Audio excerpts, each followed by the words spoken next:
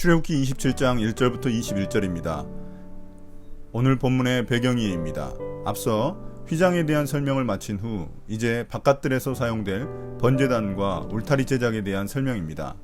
실제 건축은 출애굽기 38장에서 거의 동일하게 이루어집니다.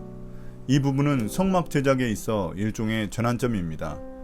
오늘 본문까지가 성막의 하드웨어에 대한 설명이었다면 다음 장부터는 소프트웨어에 대한 설명이 등장합니다.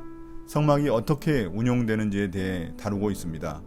여기서 눈여겨봐야 할 점은 성막 제작을 통해 드러나는 거룩의 등급입니다. 지성소에서 성소, 성소에서 바깥들로 이동할수록 사용하는 재료의 가치가 낮아집니다. 바깥들에는 주로 놋이 주 재료로 사용되고 있음을 알 수 있습니다. 1절부터 8절은 번제단에 대한 설명입니다. 바깥들에 축조하는 제단은 흔히 번제단 또는 놋을 재료로 사용하여 놋제단이라고 부릅니다. 광야에서 이동하기 편하게 만들기 위해 아카시아 나무로 틀을 짜고 그 위에 놋을 입혔습니다. 번제단이라는 이름은 아침 저녁으로 순양 한 마리를 제물로 태웠기 때문입니다. 제단은 5자씩 정사각형 모양으로 만들었고 네 모퉁이에 뿔을 만들었습니다. 제사 때에는 짐승의 피가 이 뿔에 발라졌습니다. 또한 이 번제단에 달린 부속품들도 등장합니다. 재를 담는 통과 부삽, 대야, 갈고리, 불 옮기는 그릇을 모두 놋으로 만들었습니다. 재를 담는 통에 부삽으로 제단 위에 재를 쓸어 담아 청소했습니다. 대야는 짐승의 피를 받는 그릇으로 그 피를 제사장이 제단에 뿌렸습니다. 갈고리는 제단 위에 고기를 가지런히 놓고 또 잘 타도록 정돈하기 위한 것이었습니다. 불을 옮기는 그릇은 제단에서 불똥을 삼아 성소의 향단에 분향하기 위한 부속품이었습니다. 또한 이 제단은 다른 기구들과 마찬가지로 메고 다닐 수 있도록 고리를 만들어 채를 끼웠습니다. 이 번제단은 번제와 화목제를 드려 우리가 하나님의 용서를 받고 다시금 하나님과 교제의 길이 열리는 것을 의미합니다. 9절부터 19절입니다. 9절부터 19절은 성막 울타리 제작에 대한 것입니다. 성막은 거룩한 장소이기 때문에 바깥들의 범위를 표시해 사람이나 짐승의 출입을 제한했습니다.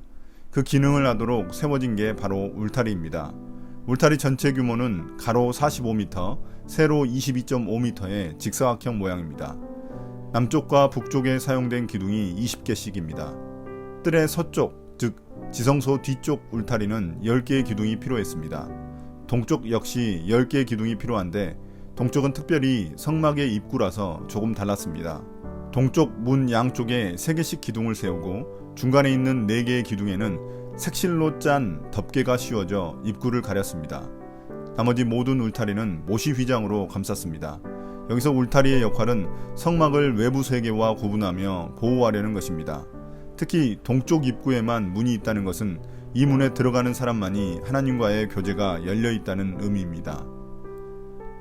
20절부터 21절은 등불 관리에 대한 것입니다. 너는 이스라엘 자손에게 명하여 올리브유를 찧어서 짜낸 깨끗한 기름을 가져다가 등불을 켜게 하되 그 등불은 늘 켜두어라.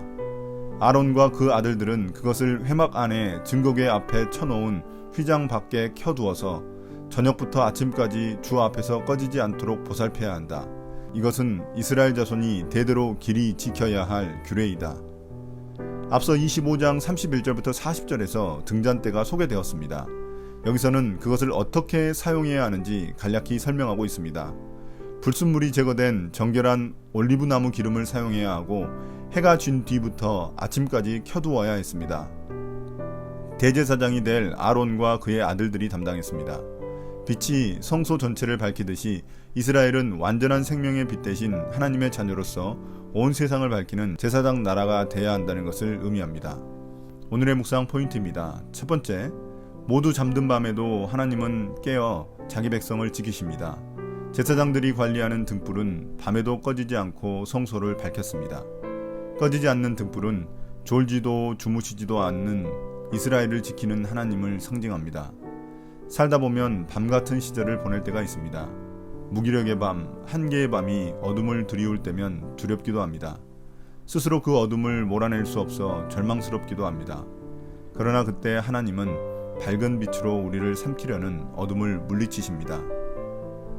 두 번째, 하나님은 우리를 구별된 하나님의 백성으로 부르셨습니다. 하나님의 백성들은 세상의 가치와 문화에 물들지 않고 거룩한 삶을 살아야 합니다. 그 울타리가 바로 말씀과 기도입니다.